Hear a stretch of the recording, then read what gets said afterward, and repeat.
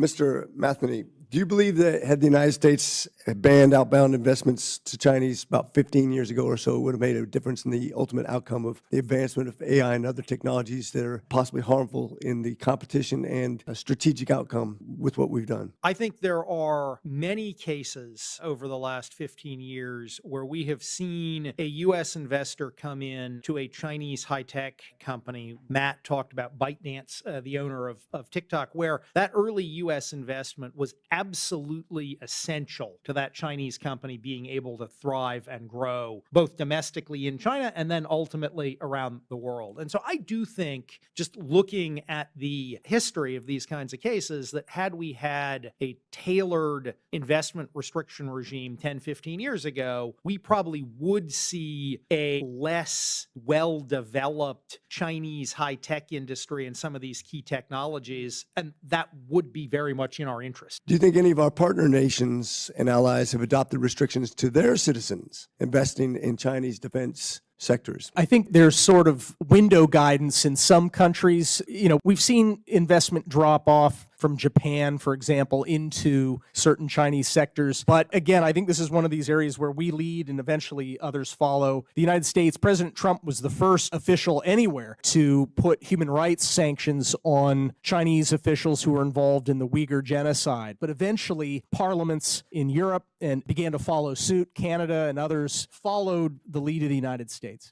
Does the PRC limit their citizens and private industry from investing in our industries? They heavily regulate, depending on where they want to see strategic gains. So there's a constant give and take in terms of the instructions that industry receives in China. My first question to Mr. Harrell, what has been the economic outcome for countries like South Korea and Taiwan by imposing outbound investment restrictions? When the Biden administration was looking at this issue, they looked at both South Korea and Taiwan, which have, frankly, fairly narrow, but I think nonetheless important limits on semiconductor investment by their companies in China. Obviously, both Korea and Taiwan have very advanced semiconductor companies, and a number of years ago, those countries restricted or imposed a regime to make sure that their companies weren't putting the most advanced technologies in China. A really pretty narrow, only going after the very, very bleeding edge of the technology. I think we need something broader than that. What the Biden administration would do is broader than that. But what the reality, looking at those cases, is the costs were quite limited. I mean, South Korea and Taiwan have the world's most successful, or among the world's most successful semiconductor companies. We obviously have some here too. So I think what that experience shows is that you very much can impose a tailored and scoped restriction on investment in China and have very much a global leading company here at home. We know that Beijing is developing advanced technologies critical for military,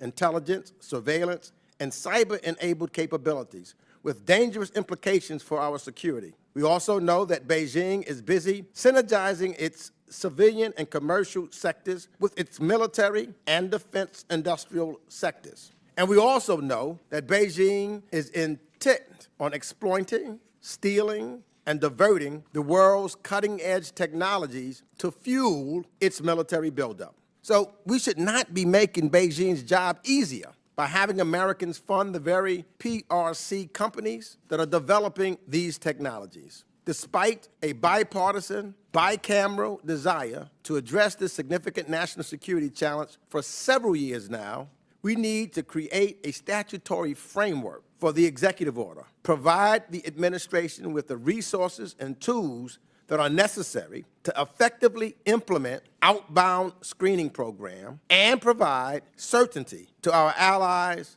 and the private sector that Congress stands firmly behind these carefully tailored restrictions. That is our responsibility. We should not shrink from that. An outbound regime that combines transparency with prohibitions on investments in the most sensitive technology sectors is the very best way to safeguard United States national security. North Korean leader Kim Jong-un delivered a fiery policy speech, his first in 2024, to the Communist Party leadership. Kim warned that unification with the South is no longer possible, adding that the constitution should be changed to designate the South as the principal enemy. The North Korean leader also called for the exponential expansion of North Korea's nuclear arsenal and a ramp-up of ballistic missile testing. he pledged to launch at least 3 new spy satellites. Kim Jong-un accused South Korea and the United States of reckless moves in preparations for quote-unquote invasion, and also threatened that a war can break out at any time on the Korean peninsula. 우리는 전쟁을 바라지 않지만 We do not want war, but we also have no intention of avoiding it. There is no reason to opt for war, and therefore there is no intention of unilaterally going to war.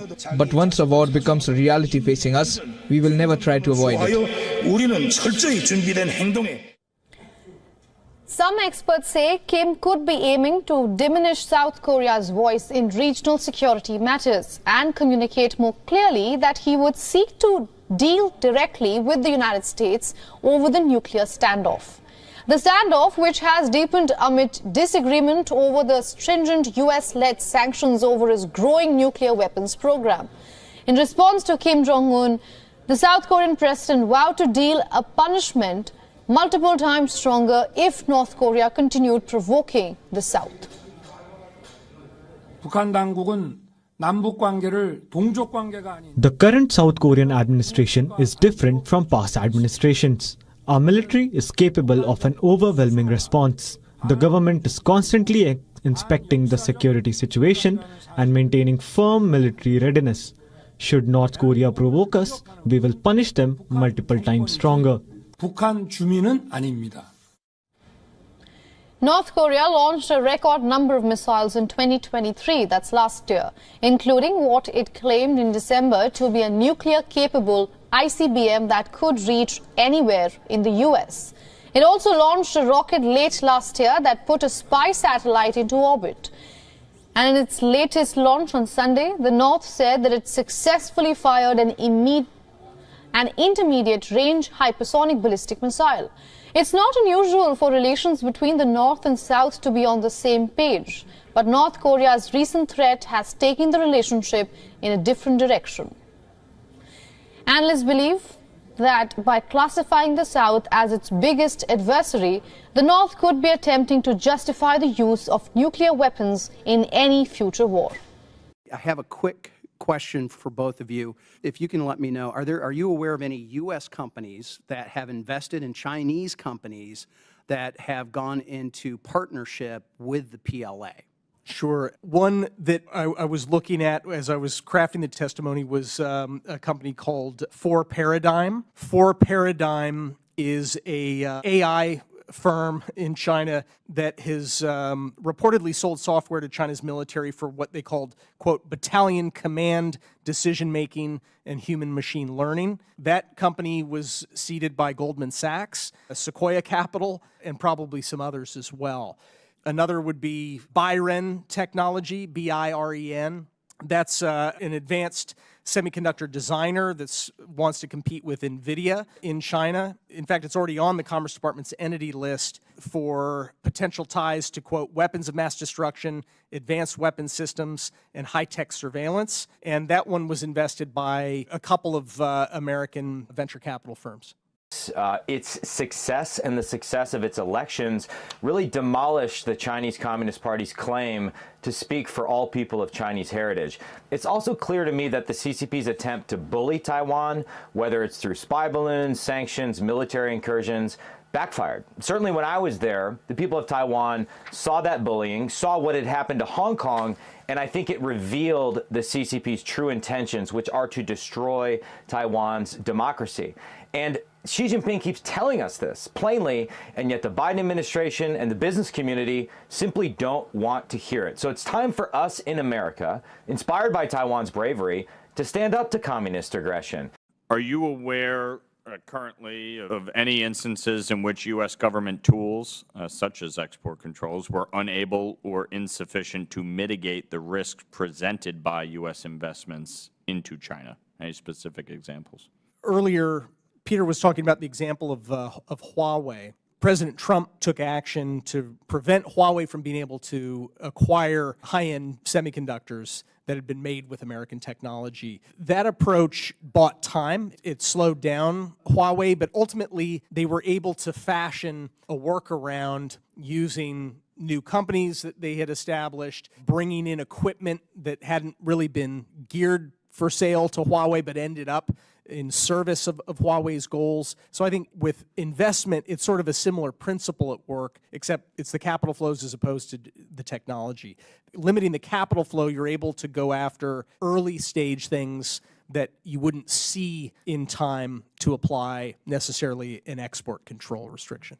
How many times can you recall in speeches Xi Jinping talking about preparing for war? Well, Congressman, last March, so less than a year ago, China held its annual 2 meetings, what they call them, the Lianghui. It means the National People's Congress and another gathering called the Chinese People's Political Consultative Congress. Simultaneously, Xi Jinping gave 4 addresses to delegates to those 2 meetings. All 4 of them had the common theme of the need for China to prepare for war. And in the lead up, there were changes that were being made to laws. For example, making it easier to put the military in charge of Chinese society in the event of war. New rules to retain reserve military personnel for longer periods of time, particularly if they have key skills. New military mobilization offices that have popped up in most of the provinces around China. Building air raid shelters right across from Taiwan, as well as starting to create authorities for building military hospitals that can do combat care. I don't take comfort in any of those signals, any one of them, much less the constellation that is painted by all of them combined. So I think that war is on Xi Jinping's mind. He's told us as much.